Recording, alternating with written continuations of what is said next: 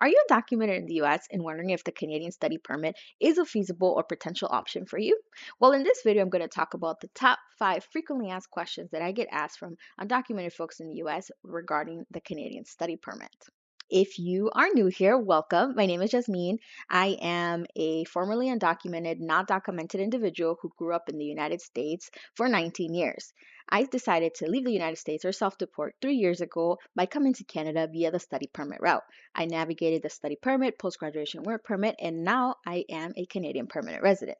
And through this channel, I like to share information about the Canadian study permit, my immigration journey, and things that undocumented folks specifically should know if they want to pursue Canada as a potential option. The 5 questions that I'll be answering during this video are: can an undocumented person apply for a Canadian study permit within the US? Do you need to return to your birth country? What is the difference between a study permit and a visa? What is the cost of a study permit? How long does it take to get a study permit? And can you work while you're a student? Let's get into the very first question. Can an undocumented person apply for a Canadian study permit? The answer is yes. An undocumented status does not preclude a person from applying for a Canadian study permit. But I will say that there are so few of us that it is not really well known. Most people don't even know this is an option. When I was going through the process, I had never heard of someone moving to Canada. So I was completely alone in this journey. And as I've gotten the opportunity to get to know others, I know there's some of us here, but there's still very, very few of us. But I do think that the majority of that is because people think that because you're undocumented in the US, that there's just no possible way to come to Canada. And that is not necessarily the case. But I do want to stress that it is not guaranteed. It's really up to the officer who's going to be reviewing your application, how if they deem that you show enough evidence to support your case that you'll come to Canada to do your studies and then leave after. Even if your intention is to come to Canada to potentially seek permanent residence, it's important to know that when you complete the study permit application, the focus of that application is solely to come to Canada, complete your studies, and then leave after you complete your studies. I know there's probably questions about, well, what if I wanted to stay? How do you prove that? Well, another conversation that we can definitely have. And I do have a full 35-minute video on my YouTube channel that I encourage you to check out that talks about specifically answering more questions about the study permit to permanent residency route that I've followed. Another question that has come up quite often as part of that first question is, do you need to return to your birth country? Excuse me. It's really important to note that you don't necessarily need to leave the US to complete the study permit application. You can do it within the US. When I completed the study permit application, I did everything from the US. I applied directly from the US and I never returned back to my birth country. After your study permit is approved and you get that acceptance letter, you can use that, which will come with a visa, which we'll talk in a little second. You will then be able to come to Canada. You don't have to return to your birth country in between. It can be a direct thing, and that's what I did. I grew up in Wisconsin, and one of my friends drove me to the Canadian border. So it was straight from the US to Canada. I never returned back to my birth country in between, and that is not something that is required to complete the application or to come to Canada after it's been approved. So, what is the difference between a study permit and a visa? Many people that approach me with this question refer to it as a study visa, but they're actually two separate things. You need both to come to Canada and study.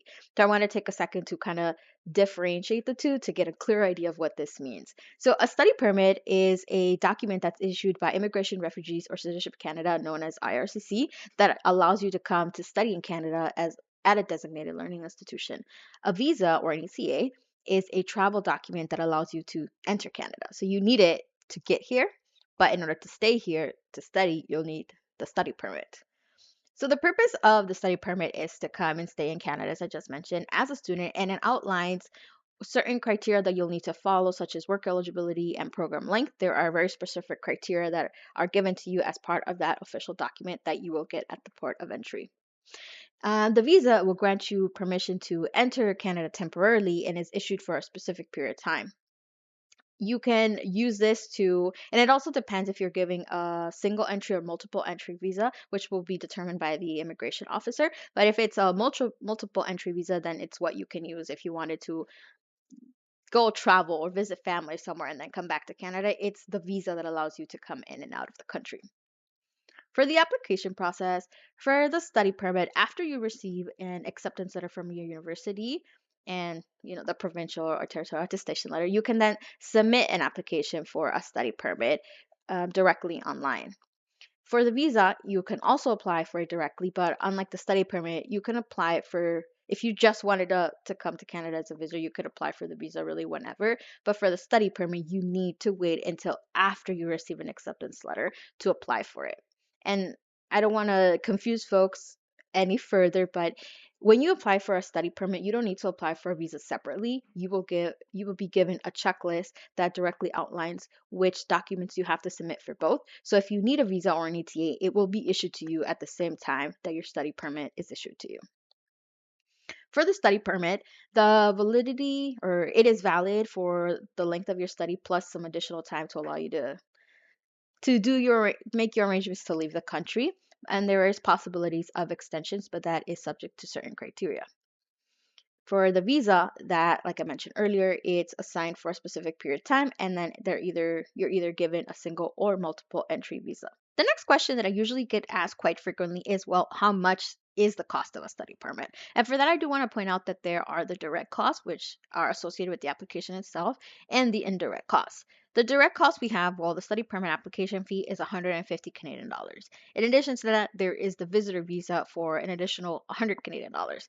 There's the biometric fees, which is $85.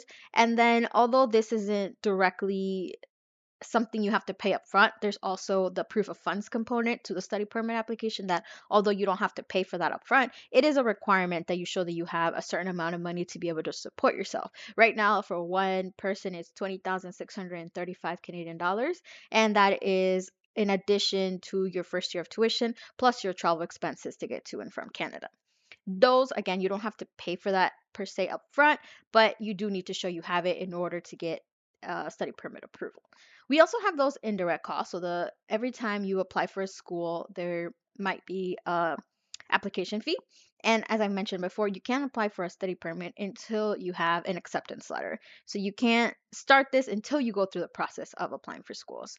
For some people, it really depends person to person. You might need a police certificate or a medical exam. And for those, there is an associated cost. There's a cost of retrieving your transcripts if you don't already have them. There's the renewal fee of your passport if it's going to expire soon or if you need to get one, those passport photos, the transportation costs to retrieve those documents. And then there's other costs that don't quite get reflected in this direct cost of an application, study permit application, but are really, really important to keep in mind.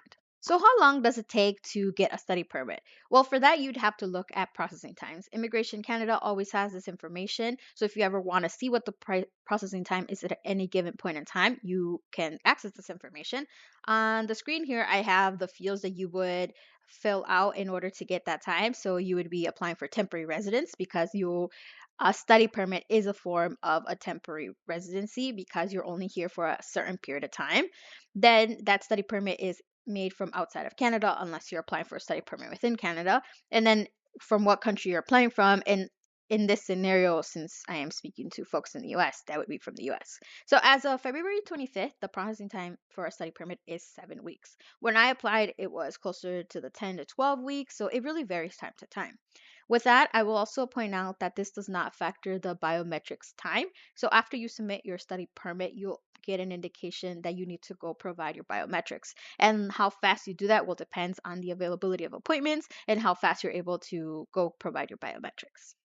The fifth most common question that I get asked about the Canadian study permit is if you're allowed to work while you're a student. To that, the answer is yes. Since November of 2024, students are allowed to work on or off campus up to 24 hours per week. When you get issued your study permit, on the bottom of the sheet, there will be a section called conditions. And in that section, you'll see the date by which you must leave Canada by, but also the types of employments that you are restricted from being able to apply for. On the screen here, I've included a little screenshot of what mine were just for reference and what this looks like. I also have to note that you are not allowed to start working in Canada until your program starts. So if you're someone who gets a study permit approval and you decide to move to Canada right away, you can't start working until school starts. So in that meantime, it's just not allowed. I will say that during scheduled breaks, so that winter break, summer break, March break, scheduled breaks in general, you are allowed to work unlimited hours. So if you want to just go crazy and work a bunch of hours during breaks, There is no cap or definition as to what full-time employment is. You can definitely go over the 40 hours if you wanted to, and that is another option you have. As somebody who was an international student and went through this process, I do want to note also that, as a side question that not many people ask, but I think it's really important to note, is that of those 24 hours, it won't be enough to cover your living expenses. That's why it's so, so, so important to have a good amount of savings if you're deciding to come to Canada as a student. That, although that 20,635 is high and it is quite steep, I do think it is very representative of the living expenses that a person might need in order to be okay in their day-to-day while being a student, because the 24 hours per week will not cover all of your living expenses. You'll definitely have to rely on some of those savings in addition to the income, the 24-hour income that you're bringing in. So please be mindful that the 24 hours per week will not be enough to sustain you while you are a student. I've answered the top most frequently asked questions about the Canadian study permit that I've received as somebody who's been through this process and was undocumented and did not have DACA and successfully navigated this immigration route. But because I've successfully navigated this immigration route, I think it's so, so, so important that I make you aware of some things. I've stressed it many, many times, but I want to say it one more time. I am not a Canadian immigration consultant and I am not a lawyer. All the information that I share is based on my personal experience and research and from conversations that I've had with other people who were undocumented and are now in Canada.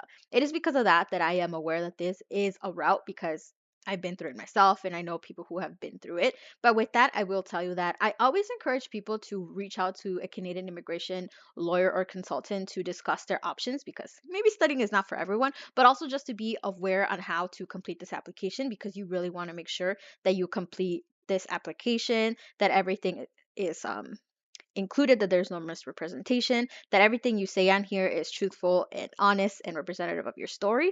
But with that said, because there are so few of us and because it's not super common, a lot of people, and I say this because I talk with a lot of people one-on-ones all the time who have gone through the process of reaching out to an immigration lawyer, will frequently be told that this is impossible, that someone who's undocumented just cannot apply for a study permit, that maybe their best option is to try to return to their birth country and then apply.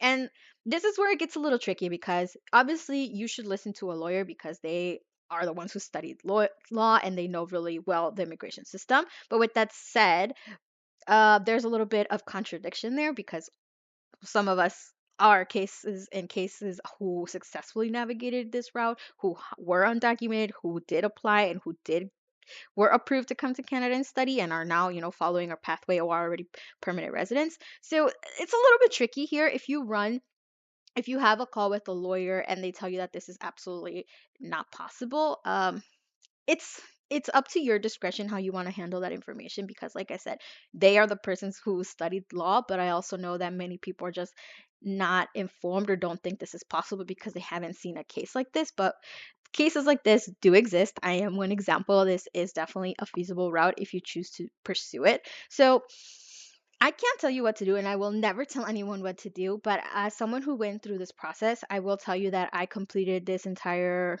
application and navigated everything until permanent residency on my own, without legal counsel, without the representation of a lawyer. I found enough guidance online to complete the study permit on my own. And I'm a stranger, but I always say that I'm more than happy to talk to you if any of you are interested in speaking more about the study permit application, or even if you want to discuss further how to complete those forms if you get to that stage. I'm more than happy to talk to you and guide you through how I did it.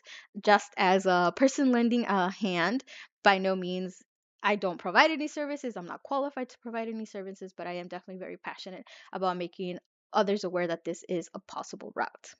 I know that was a lot. I rambled up a little bit, but I did just want to express that. It's a bit of a contradiction, and it's a bit of a, you have to decide if this is a opportunity you want to pursue, if this is a risk you're willing to take. And I say risk because there is inherent risk with pursuing a Canadian study permit. And I get more into that again in that longer video, because I did take a lot of time in developing that video and really explaining the entire process and things that undocumented people should be aware of if they choose to pursue this option.